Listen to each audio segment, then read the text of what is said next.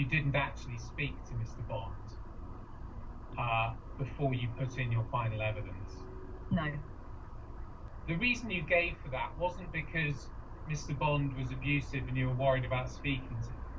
The reason you gave was because you'd heard all you needed to hear from him, and that was it as far as you were concerned.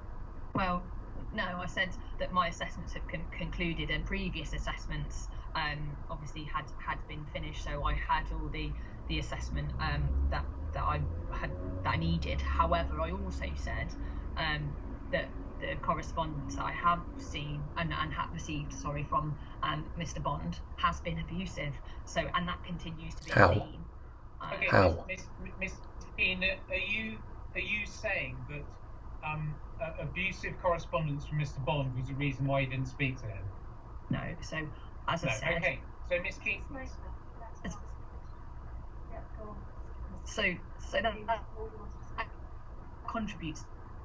Sorry, my lady, and that contributes to it because that has been a theme throughout proceedings, that he struggles to have meaningful conversations with professionals, and ultimately that often ends with him, or starts with him, being abusive to them. They're not stupid. They're full of shit. Well, I can tell you from what you told me, I don't see any problem, neither in your history nor in your behavior. Take care. All right, you Have too. a good day. You too. Thank you. Thanks. Bye-bye. And you have had a handover, did you, with Mr. Hore? They're positively identifying you as providing emotional warmth to your son, potential of emotional harm, providing emotional warmth. Yes, suspect him as the case transferred, yes. You haven't given an example, have you, of an email sent by Mr. Bond? No, but I do. There is one that he has sent to me, yes. Miss Keane, there was one email sent to you, wasn't there? Yes. And have you read his statement? Have you read Mr. Bond's statement? The most recent, it's quite a long statement, Miss Keane, has a number of exhibits to it. Have you read that statement? Yes, I don't have it in front of me, but I will have read it, yes. Is there anything abusive in that statement? Towards me personally? Or to the local authority? I mean, it's difficult to recall. As I've said, I've read a lot, but I mean, I can look at it now as the bundle is in front of me. But nothing that sticks out in your mind as being abusive? No. Mr. Bond tells us that the email he sent to you was nothing more than the sorts of points he'd made. I'm not going to have this. I'm not having reference to a document I haven't seen. Can somebody send me an email? It's 133. Sorry, what's the question, Mr. Slater? The most strenuous point he makes to you is that you've lied in your report.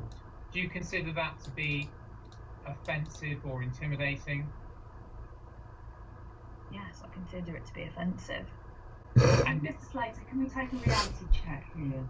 It says, such rampant dishonesty has been disappointing, unprofessional and inexcusable. And then he goes on to say you're guilty of gross negligence or you consciously committed perjury. Mm-hmm. Can we read that thing in as a whole, please? Yep.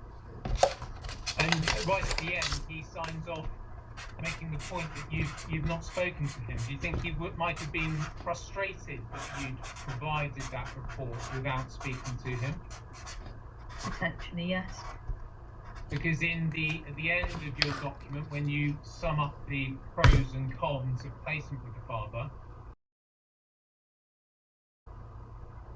you didn't ask him, did you, about his response to any of those issues?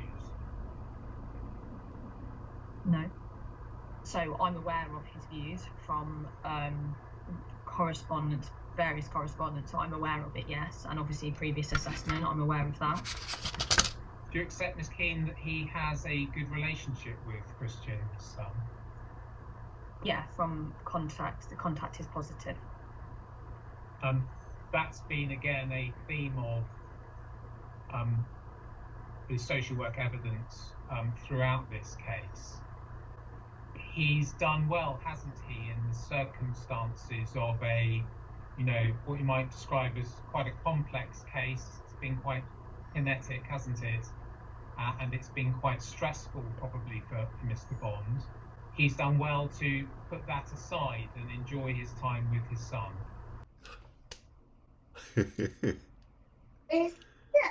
He's stuck? My hand's stuck.